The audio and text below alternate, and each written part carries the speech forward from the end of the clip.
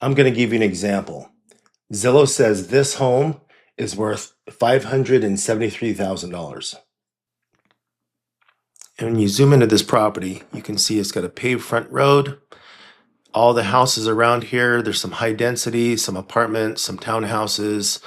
So there's obviously utilities in the street. There's paved roads, there's water, there's power, there's sewer. So a typical real estate broker's analysis on a property like this, probably somewhere in the $550,000 to $585,000 range. Basically the same range as Zillow plus or minus. But after running a feasibility study, I found that this lot can support an ADU, an accessory dwelling unit, which is basically a small house or a granny flat, a backyard cottage, or a backyard apartment. So the value to a developer or an investor or someone that wants to have an extended family or rental income if the city allows, maybe a home office or accessory buildings. So the value could easily be $650,000 plus or minus.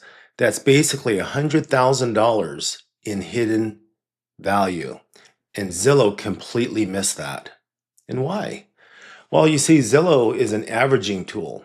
They compare features like bedrooms and bathrooms, house square footage, year built, and other data, and they use a weighted system to basically average these home prices.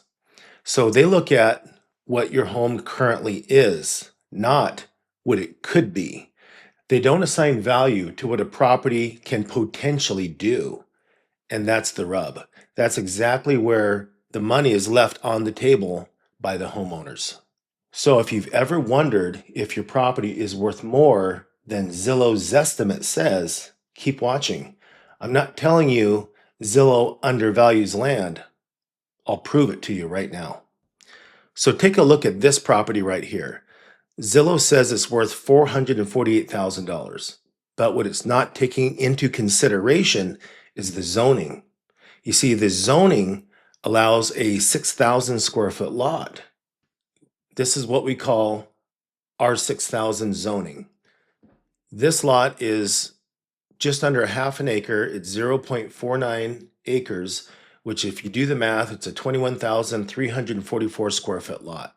So basically, if you just divide that in half, that's 10,672 square feet, clearly above the 6,000 square foot minimum, but it's too small for 3 lots. Now, we can tell that the utilities are in the street. Look at the street view, look at the sewer, look at the power lines, and you can see that everything is connected here. I'm just going to zoom on in, find our parcel. This, of course, can be verified later, but we just want, for preliminary purposes, to see what we have. So you can click 3D, get a good look of the street network, but I'm going to jump right into the middle of the street. I can see a sewer manhole there. It looks like there's a storm drain here, maybe some water caps here. Here is our subject property. Let's just take a quick peek at it. And there is the nice side yard, backyard, but it fronts this road, so I know that's got development opportunity. I've already looked at the zoning, and I'm going to look for that sewer line, see if there is a sewer cap. You usually can't get this kind of density without sewer, and it does say sewer. I can see a storm drain there. I can see a storm drain right here. Looks like a water cap, water. And let's see if we can see the water connection right there. So we've got water, we've got power, overhead power, and it strings right across that lot without having a utility easement being needed. So you can just access that lot right away. What you need to do is check with the city development engineering and planning to confirm subdivision, confirm utilities, and a few other steps that you can actually split that lot into 2. So you can subdivide the property and get the maximum amount of money possible, or you can market the property with subdivision possible and get more money. So there's 2 or 3 different ways that you can optimize your value just by knowing this information. So in this area, I'm just going to assign a rough value to a developer at $100,000 extra for that building lot. A raw lot could be 85,000 to 125, 150,000, depends on the distance of the utilities, the utility connection costs, what the overall cost is going to be to subdivide that lot. So a preliminary lot is less than a fully developed lot. And so you can determine with your real estate broker and land consultant what's going to be the best option for you. The point here is Zillow is giving incremental value for the large backyard. They're basically giving you an average of other lot sizes. And if your lot is bigger, they'll basically run an average and say your lot's larger. And so you get a little bit more money for your lot. They're not looking at the total potential of what your lot can actually be and what it can do. So the bottom line is, here's the proof. If you list at the Zestimate, which is Zillow's estimate, you're likely leaving money on the table if you have land around your house or you're selling vacant property. So if you like that one, you're going to love this one. This property is listed on Zillow at a $617,000 value. It has 1.02 acres, which is 44,431 square feet. So if you divide that by the zoning minimum lot size of 6,000, so 44,000 divided by 6,000, you get 7.39 lots.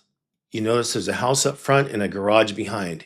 You can keep the house in the garage, and that might take out 2 lots, so maybe you're left with 4 to 5 lots. Or if you remove the garage, measuring the setbacks up front, it looks like you can keep the lot up front and have 5 to 6 additional lots on that property. And the lots here can range from $100,000 to $180,000.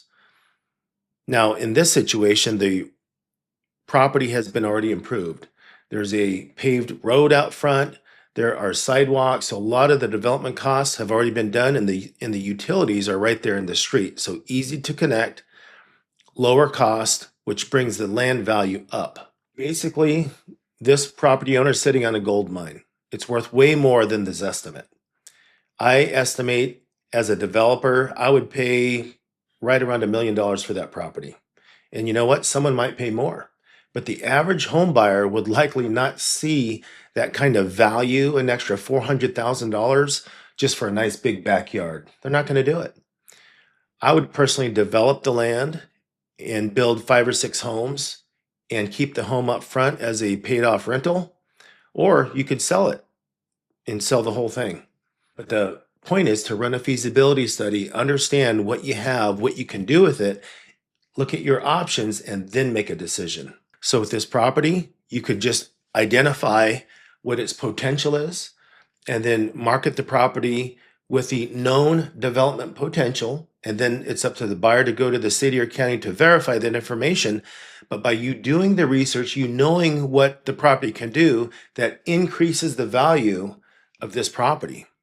Now you can take it a step further. You could take that information and you can apply for the building permits, which is going to increase those lot values. So by getting a preliminary plat, going through the subdivision process, you're going to increase the value from just raw land to the next stage, which is preliminary approved plat. So the lot would be platted, they'd be segregated, but only on paper, not physically constructed. But that would substantially raise the value of the as-is raw land. Costs a few $1,000s to do that, and probably depends on your jurisdiction, maybe a year or so. But if you're not in a hurry and you have a few bucks in the bank and you can invest it into your property, you're going to get a lot more money by creating a subdivision on paper. It never has to be constructed, and you never have to sell it, but you've greatly enhanced the value of your property.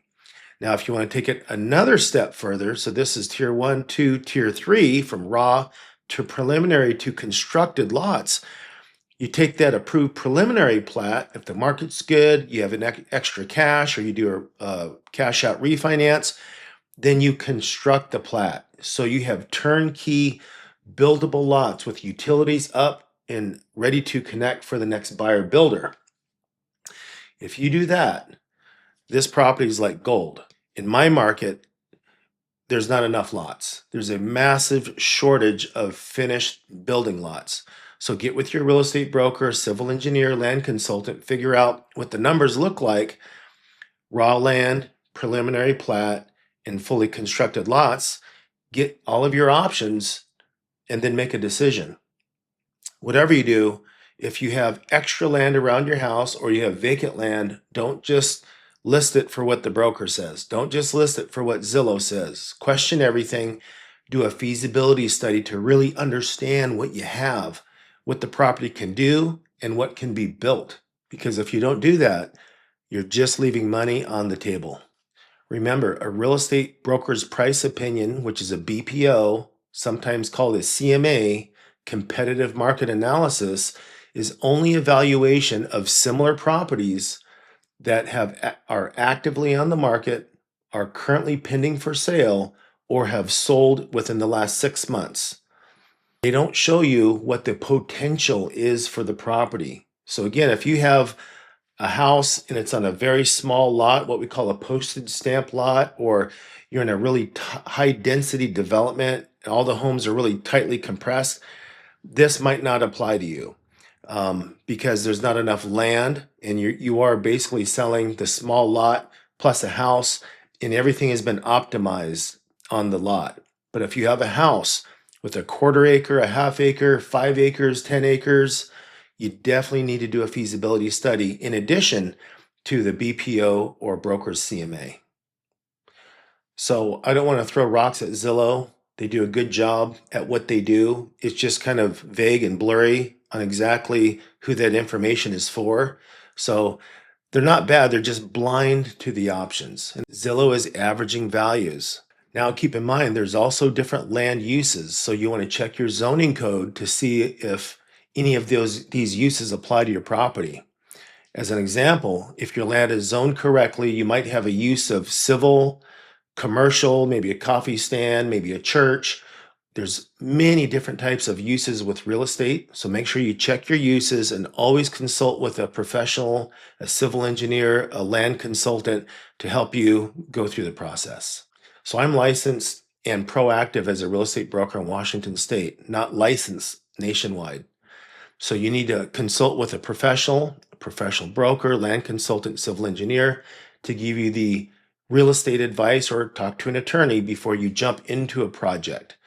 But always dig into the free resources that we have through the GIS systems, the county portals, with the zoning codes to try to understand what it is that you have. Also keep in mind, not every lot can be split or subdivided. There's environmental regulations and zoning codes, and they all vary state by state. So permits aren't guaranteed.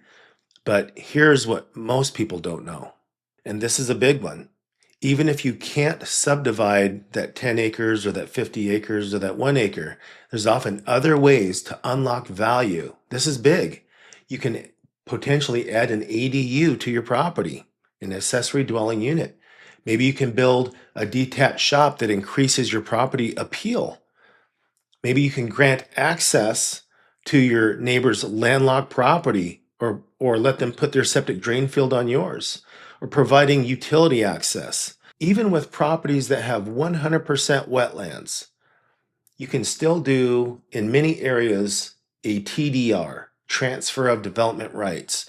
Or you can do an assemblage where you combine adjacent properties and you transfer the density off of that wetland onto the adjacent dry land. So you technically never develop, you never touch that wetland, leave it pristine, but you take the rights of development and you simply transfer that to the adjacent property.